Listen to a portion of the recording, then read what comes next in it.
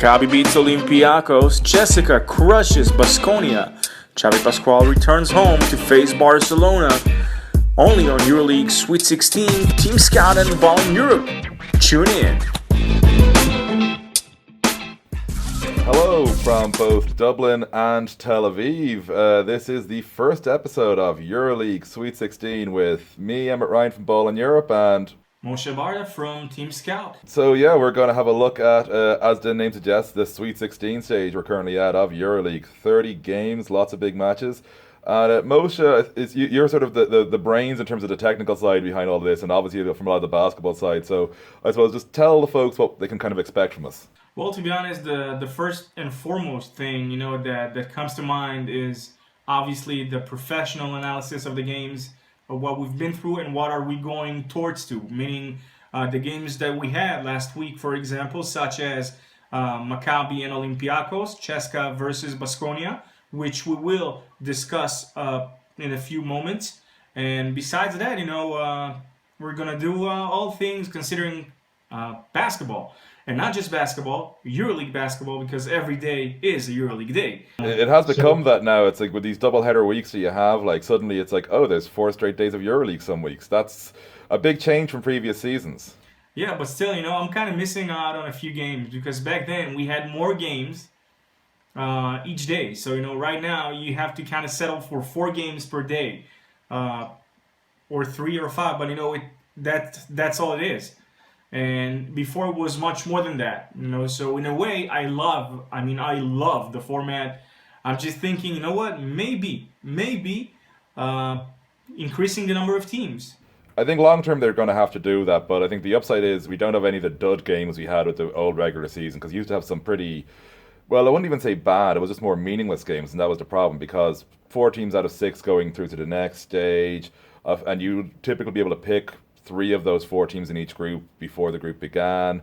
And so, when you had that, it was really hard to keep that interest in that 10-game regular season. So I think, for the most part, like, I'm happier, and also means it's easier for me to get excited much. Oh yeah, every game is intense. Every game is a high-tempo game. Every day is a war. It's a new war. It's a new dawn, and basically it's a new day. And our purpose right now is to give you guys an open look on Euroleague basketball. So let's start off with Maccabi Olympiacos, a game that I've watched. I gotta admit, I was overwhelmed by the intensity of Maccabi's game. A lot of energies, seeing, I think in particular, going on with Devin Smith, which in a way, it's pure brilliance. It's a privilege of just having one guy with so much basketball IQ playing just in the EuroLeague.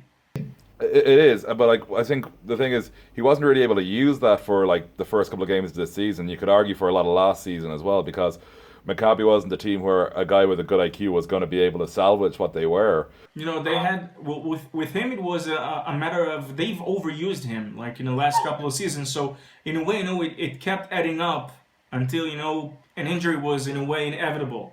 Absolutely. But I think what's amazing for me, because start of this season, I had Maccabi down, barely making the playoffs, and the first couple of games, they were playing exactly the way a team that is going to be in a struggle to make the playoffs is going to play. They looked like all the problems were accurate. Obviously, there was a coaching change, and, they had a couple of good wins there, but I don't think anyone outside of Tel Aviv really saw Maccabi going into the SEF, and, we could have seen them winning, that's no question. But they bossed Olympiacos for most of that game, and you mentioned Devin Smith, Sonny Weems is playing probably the best EuroLeague ball he's ever played. It's the same players that we saw at the start of the season, the same problems we saw might happen with Maccabi, but it's a different team. It's a different team that always wants to fight. They're ready. Every game, and I think maybe as much as it's gonna look not that important. But their second assistant coach that was hired not that long ago, Tim Fanning, since he came, it looked like they were missing a video analyst, and that is one thing they got from him big time. And the fact that they have him, it gives them the opportunity to take some of the load off from Coach Rami Adab. And also, it gives the coach as well more time to do his actual job, which is kind of lost on people at times. Is which is making this unit of players, because Maccabi have always had a decent roster, like not necessarily, well, in terms of decent individuals, sorry, is the best way to put it, but the problems we saw with the roster this year were similar to ones we expected last year, only it was the coach is what's made the difference here for certain, because he's found a way to make this unit work. We've seen less Mike Zerbez, we've seen a lot more Colton Iverson, and I'm a huge fan of Zerbez, but I think Maccabi was the wrong fit for him. And we've seen that happen, like more Iverson, because he's what they need in that position. And it's just they're playing like a team which knows what their identity is now, which I think was lacking for well over a year. Well, in a way, it is true. I mean, you're right, but I think in a way, it's also different. And the reason is, they are waiting for their messiah in a way. For them, they brought Zerb. I'm letting you say that. If I said that, I get in trouble. No, I'm saying like they brought Zerbs in a package deal. They brought him alongside Quincy Miller, and they lost him before the season even began. And right now, they know, they are clinging. They know one thing for sure. They might be lacking a playmaker that, might make Zerbs look a lot more better than the way he looks now.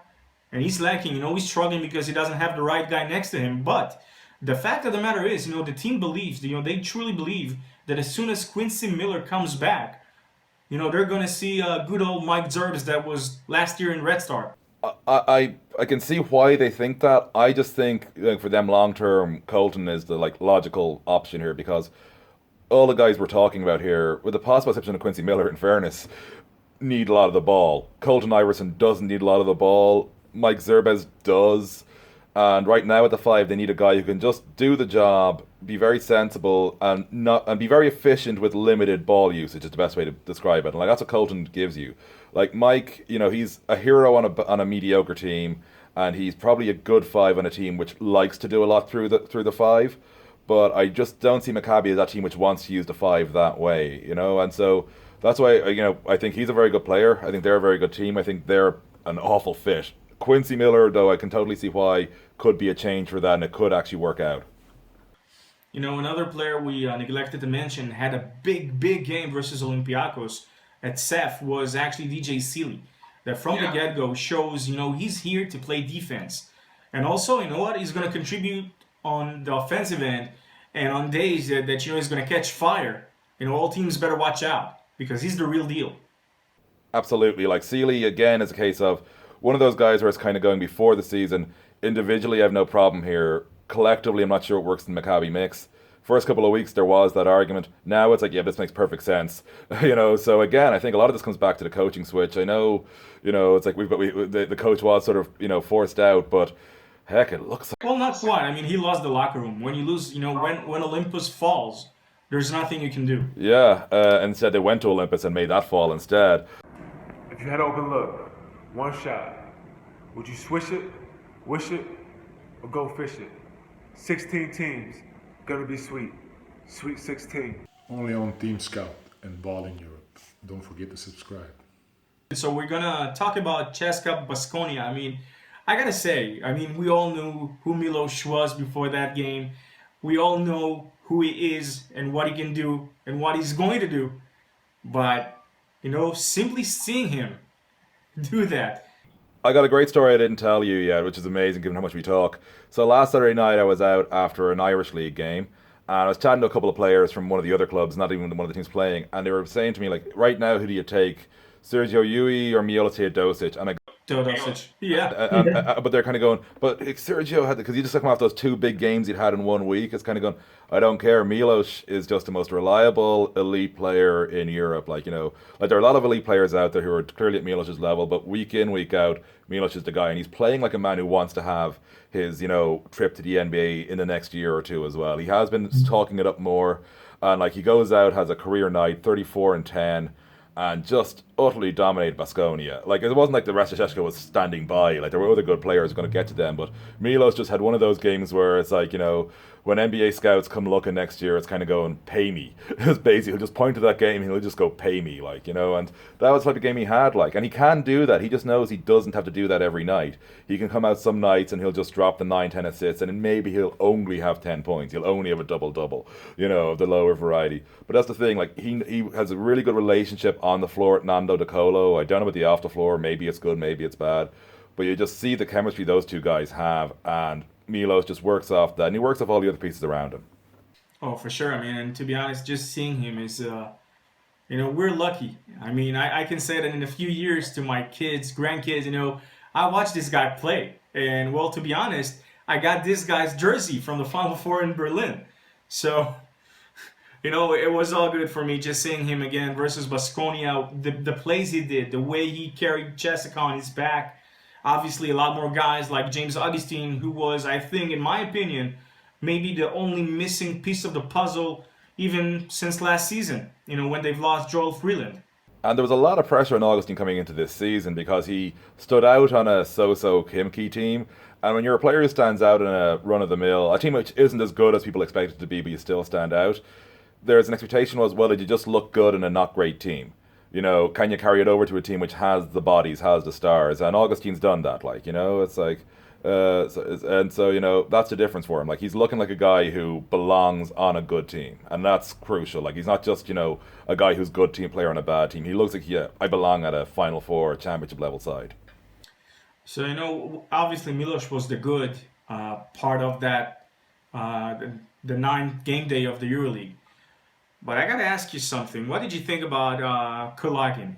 He's he's a young kid trying to make his thing, and now CSKA is without Decolo, and in a way it gives him a chance to get some minutes and also do some stuff on the court.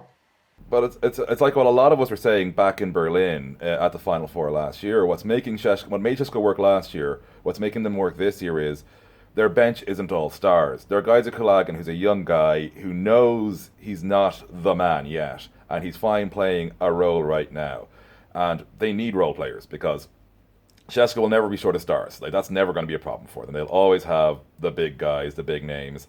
Their problem is the guy who can just come in and do an unselfish job and, contribute, be it scoring, be it defense, whatever. Kulagin, obviously, great scorer. And it's like Kulagin gets it. Like, he gets that thing, and I think that a lot of it comes back to Coach Atudis. He kind of realized that that it wasn't always about having the big names, because CSKA was addition by some distraction for them last year in many respects. Like, the guys they brought in, were very much those role guys, and the term gets bandied about as sort of implying it's a lesser player. It's like, no, it's a player who's used to a certain specific role. Like, it is as dumb as it sounds, and who's able to do that bit which takes the pressure off your stars. They don't have to all be trying to be the guy all the time, because if you've got 5 guys on the floor trying to be the man all the time, nobody's the man, and that kind of messes it up. So that's what I like about Kulagin. Like, he's young, he's got the potential to be obviously a lot better, but right now he's very intelligent about what he has to do for CSKA.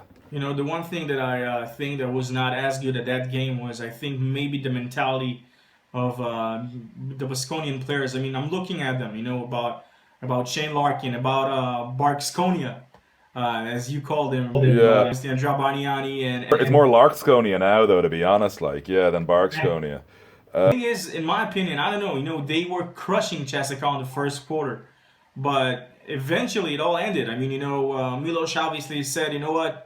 The hell with it. I'm taking control over the game, and that's it. That was it. That was all she wrote. But in a way, you were up by 10 points, even more at times, and you've lost the game by 28. It's crazy. It's crazy, but I think there are going to be a lot of nights of that for Baskonia this year. Because part of it's a new format, because last year they had their big run through one phase and they had a big run through a second phase. So they were able to sort of almost balance out their season in many respects before getting to the playoffs. Whereas this year it's a little different. You've got a 30-game season, and Baskonia, they did a great job rebuilding in the offseason after losing so much talent. People don't realize, possibly because they don't all read BIE, I didn't have Baskonia making the playoffs this season. And within a couple of weeks I was kind of going, well, that was stupid of me. It's like they're definitely a playoff team. Larkin is enjoying so much of playing in Europe. Because a lot of guys come over from that type of position in the US. And NBA guys, some of them work out great, obviously, but some of them don't. And, you don't know until they get here. And Larkin, could have easily gone the other way, but the mentality is there, the fun is there as well. He's playing such a huge role right now for them. So yeah, they lost badly to CSKA. I think they're going to have a couple of heavy defeats this year, but I still think nobody wants to see them in the postseason, to be honest. Oh, that's true. I mean, like every team. I mean, I think they're obviously a team that's gonna, they were left outside of so many power rankings, just like Maccabi Tel Aviv, and I think these are two like these teams can actually make it easily. They got a lot of firepower, a lot of athleticness, and obviously they love the up tempo game. So we're up for a treat with these two teams. Absolutely. I think like I was cautiously putting Maccabi in the playoffs before this season. I'm not putting them in the top four, but I am comfortably having them in the playoffs now. I don't think they're going to be in a battle. I think there'll be 4 or 5 weeks to spare. And I know some good friends of mine, the guys at Euroleague Adventures, are wildly in disagreement over that, as in like not with me personally, but across the board, the 3 or 4 guys all have different views on what's going to happen with Maccabi. Most people are like, yeah, Baskonia make the playoffs. Now whether it's 5th to 8th, who knows, but they get one of those slots. If you had an open look, one shot, would you swish it, wish it, or go fish it? 16 teams. Gonna be sweet. Sweet 16. Only on TeamScout and BallinEurope. Don't forget to subscribe. I've selected 2, I think, good games. Obviously, the entire league, that we're gonna have a lot of good games, but I think 2 in particular are gonna be Fener versus Real Madrid. We're gonna have maybe an opportunity for Madrid to kind of retaliate to Fener, to what they did to them last year, the way they dethroned them, in a way. So I think what we're gonna see is we're gonna see Madrid trying, to play their regular basketball. All the pin downs, all the shooters play for JC Carroll, the up tempo game with Sergio Yui trying, to push the ball as fast as he can. And on the other hand, we're gonna see maybe the not so talented offensively, with obviously Bogdanovic still trying to get back to his rhythm. Fener, trying to slow down Madrid, and at the same time, hurt them the most. Sweet 16, an open look on Euroleague basketball. Covering 16 Euroleague teams. Gonna be sweet. Sweet 16. Only on TeamScout and BallinEurope. Stay tuned. Don't forget to subscribe. So Moshe was just giving his thoughts there on Fener versus Real when, in simple terms, the lights literally went out in my office because this isn't BIE Towers, this is my day job. Where I am right now. No one else is in here at the moment, but in order to save money, we have light sensors, and I was so still, so perfectly gently still, that the lights went out. But so Moshe, you were saying there about how Real have a chance for revenge and like the issues Fener have, and it is very strange to say that Fener are thin anywhere, but right now in the backcourt they just are, because you're mentioning you've got like Bogdanovic still working his way back. So basically that gives you Bobby Dixon, Slugas, and Bogdanovic as your rotation, with Bogdanovic not able to do heavy minutes. That's a problem because they aren't giving Meli Madolu the minutes. Like, they aren't really trusting their Turkish players. Like, they're plenty deep in the front court. That's not an issue. But when they go with that 4 big lineup, it's problematic. Like, that's true. I mean, I think that they are going to struggle the most with Anthony Randolph. He's going to hurt them a lot if it's from outside or from the inside with Hunter, who's extremely mobile. But I think, in a way, I would like to see maybe Obradovic trying to utilize Nunnally more. I mean, I know he played in Israel, he played in Italy. You can say that maybe he's not ready for a top-level EuroLeague team, like getting a lot of minutes. But I think he might be able to contribute a bit more than what he's doing so far. but I think that comes back sort of to the Bogdanovic injury problem, is that Nunnally was clearly brought in to play not starter minutes, and they're kind of having to use him in starter minutes right now, and that's problematic for them. So, like, when healthy, sure, Fener can hang with anybody in Europe. Like, that front court alone is just devastating. But, like, they can't really go with 2 fast guys right now. They can't go with Bogdanovic Dixon. They can't go Slukas Bogdanovic or even Slukas Dixon. Well, which is my least favorite of those pairings, I've got to admit. I think Slukas and Bobby do best when they're not together. And that's a problem for them. And I think right now, like, until Fener are healthy, they're against good teams like Real, they're going to have issues. Like you mentioned, the guys who are going to do the damage there. And I think what I'd like to see a bit more of is a bit more rest for Luka Doncic. He does not need to play heavy minutes in this game because, like, he's still a young developing body. Like, I am more than twice his age and I'm not an old man. It's like, so at 17, he's still growing. So yeah, I'd like to see Luka not play too much in this game because I think he will play a big role at the end of the season for them. I still think Real win, which is going to get us all in trouble in Turkey. I just think Fener aren't where they need to be right now. I think they will be. I think come the playoffs, Fener will be a better team than Real Madrid? Well, to be honest, I had a pleasure to talk to someone from that club not that long ago. And, we were wondering, all the depth they have on their front court. 6 players, like 6 heavy rollers. I mean, we're talking Randolph, we're talking Hunter, we're talking Gustavo Ayon, for Reyes, obviously Nocioni. All these guys, they need the minutes. And, we start thinking, when is it exactly, that point where they would start feeling that, what, I really want to play more. And is it going to get to the point where it's going to hurt them more or less? But I'm guessing that, all the good we're seeing from them now might actually be might be something that hurt them down the line. Possibly, but I think at the same time, it's like you got someone like Pablo Lasso running the bench. Like, he knows how to keep those different personalities together. Like we saw when he had Marcus Slaughter, who was, wildly, I think, underappreciated by the media in terms of what his role was for Real, because, like, yeah, he wasn't the flash, he wasn't the big scorer, but what he was a defensive presence they needed. Like, Lasso knows how to appreciate what a big is good at. Like, because no two bigs are built the same, no two ballers are built the same, and I think that's what he's gonna. That's why. Like, it was someone other than Pablo Lasso, I'm totally with you here. I think it's going to be a problem. I just think he knows how to keep bigs happy, basically. So that one, like, I think Real have the edge. Like, Fener should have a big edge being at home, but like we saw when Unix went there, that a more mobile team can hurt them. And I think that's going to be an issue this week. If you had an open look, one shot, would you swish it, wish it, or go fish it? 16 teams. Gonna be sweet. Sweet 16. Only on TeamScout and BallinEurope. Don't forget to subscribe. We've talked so far about Maccabi, Olympiacos, CSKA, Baskonia. We gave you our cup of tea about, obviously, Fener Madrid. What's your next game of the week? It's my favorite rivalry in Euroleague because it's not about bitterness, it's purely about basketball. It's Panathinaikos and Barcelona, of course, playing this week. This has always been about competitiveness. Like, you look at all the other major rivalries in European basketball, there's something political or historical or geographical about it. This one's just simply about, we've always had an issue with you when it comes to trying to win EuroLeague, for both sides, and so they have a habit of running into each other. So it's a purely sporting rivalry, which is kind of why I like it. And right now, there's no question that Panathinaikos is the best side in this rivalry, and a lot of it's to do with Barcelona's horrific injury issues, but also their non-existent chemistry.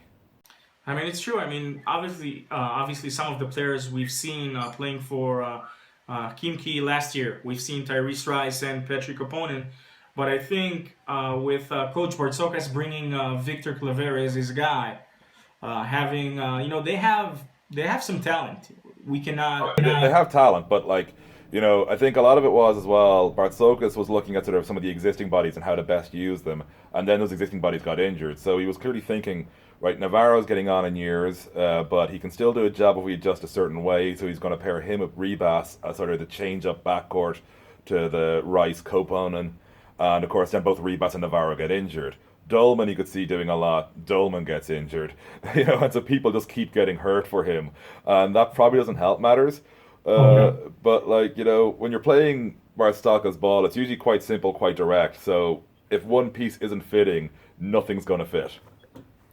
That's true, and their bench is getting shorter and shorter, and obviously you can make that many changes to a team, and EuroLeague wise, obviously with registration of players, where I think you can register up to 19 players during the season, with only 16 maybe being registered simultaneously. So good luck with that, because they've made some changes and it looks like they are not really working at the moment. Absolutely, and of course there's the other fun fact here is who's on the other bench, because do you think Xavi Pascual wants to go easy on a team that fired him? The same thing came to my mind in Galatasaray's game versus Barcelona last week, with Tibor Place getting the chance to retaliate with Barcelona what they did to him like a couple of years ago. Oh yeah, and for Pascual as well, because I do think it was best for both parties that they moved on from each other, because it had gotten really stale. Revenge, yeah. There's revenge there, but like I think it's kind of an odd revenge because like I think Xavi Pascual needed to leave Barcelona as much as Barcelona needed to leave Xavi Pascual because the way they played, the whole Pascual ball in Barca had gotten a bit stale, and it was like limiting his development as a coach as well. Like it is a EuroLeague winning coach, don't forget. You know what? In Panathinaikos, you might say that they've made a few glamoury signings with obviously Mike James and Giannis Barousis. But I really like Nikos Papas. You know what he makes? He doesn't necessarily going to bring it every game, but when he does, he makes his impact. And we're going to see a lot more of him the next couple of weeks with James Gist. Well, next couple of months with James Gist is pretty much out till spring with his injury. So we're going to see a lot more Nikos Papas because of that. It's going to be interesting because we've seen bits of Nikos Papas so far. I think we're going to see a lot more of him, and it's how he adapts to that. Being used more part. Like last week, he looked fine. Last week, obviously, with the first game without Gist. Well, say second game without Gist, of course. They didn't have him for 2 games since that injury against Madrid. And he's a good player. He's looking good. Like Calathes as well. I think he's stepping a bit out of that shadow of Triple D, like Dimitris Diamantidis, because like Calathes had to do a lot of the work last year. But there was always that, we got Triple D here if we need something else. Whereas now, Calathes, it is his team to lead. He obviously learned a lot from playing with Diamantidis, there's no question there. But, he's at that stage where he needs to be the guy, simple as. And he's got the players to work around. He's got Barousis, who is looking more his age this year, I've got to say. And Calathes clearly loved playing with Gist, and he will love playing with Gist when Gist comes back. And it's not like Maccabi, not like Panathinaikos, didn't go with some big signings last year. Bringing in Raduljic, bringing in Kuzmic at the time, because Kuzmic was coming over from the NBA. They look like a big 1-2 punch to be bringing in. Neither of them worked out at all for Panathinaikos. It's safe to say, they were both disasters. And so I think they've been smarter with the signings this year. Even with the injuries they've had with Mike James, of course. And Mike James got back, and to see him actually, at the beginning of the game, coming up in his first minutes, it looked like he was trying to prevent himself from dribbling with the right arm. Obviously the hand where he got injured, where he got cut.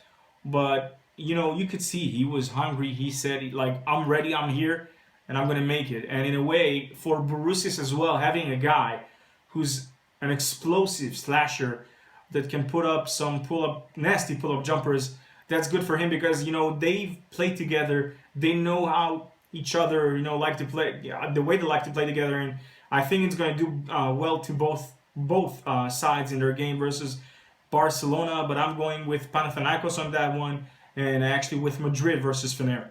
Yeah, I'm same as you. I think Madrid will get the win on the road against Fener. I still think Fener are going to be a better team over the course of the season, but right now Madrid are better. And I think Panathinaikos are going to win pretty comfortably, to be honest, because Barcelona still aren't where they need to be. I had Barca down a smidgen behind Panathinaikos before the season. Now we're 9 games in. This will bring us to the 10-game mark. Right now, Barcelona do not look like they're going to the playoffs, which is crazy to even say out loud. Oh, that's true. But to be honest, you got to give it a lot to the injuries that they've sustained. I mean, we would always ask, what would have happened if Navarro, Ribas, and Dolman, and obviously Claver breaking his arm also in Tel Aviv, just coming back a few days ago. A lot of question marks, but obviously answers will be given as weeks pass by and EuroLeague games will be played. To be honest, there is one thing I would like to do, and I'm quite sure that you will agree with me. And I want to address to our listeners, to our viewers, if there is anything you would like to ask me or Emmet regarding, EuroLeague, your teams, anything that has to do with basketball, feel free to tweet us or basically ask us on any platform of the social media. Yes, Facebook, Twitter, YouTube, whatever, you can find us there very easily. So be sure to just hit us up. I'm obviously at BIE_basketball, where I give my comments on the things I watch when I can't get a EuroLeague TV connection, which was rather amusing a couple of weeks ago when it was Star Trek the original series. That has been fixed since, you'd be glad to know. I do have a functional screen at home now for when I have trouble getting games. And obviously BIE_basketball for me. We're on Facebook. And Moshe, you want to give a shout out for your links? Yeah, and mine is obviously Moses B1 Twitter and TeamScout. on obviously on Facebook, and you can obviously type down I am TeamScout at Twitter also. So basically that's all we have for today. Emmet, thank you so much. Pleasure talking to you, Moshe. It's like, across like so much geography here, like, dude, it's kind of cool as well. And well, that's it for our first episode of Sweet 16, an open look on EuroLeague basketball. And don't forget to subscribe, obviously, to the podcast, and we'll be with you again next week. Sweet 16, an open look on Euroleague basketball. Covering 16 EuroLeague teams. Gonna be sweet. Sweet 16. Only on TeamScout and BallinEurope. Stay tuned. Don't forget to forget to subscribe.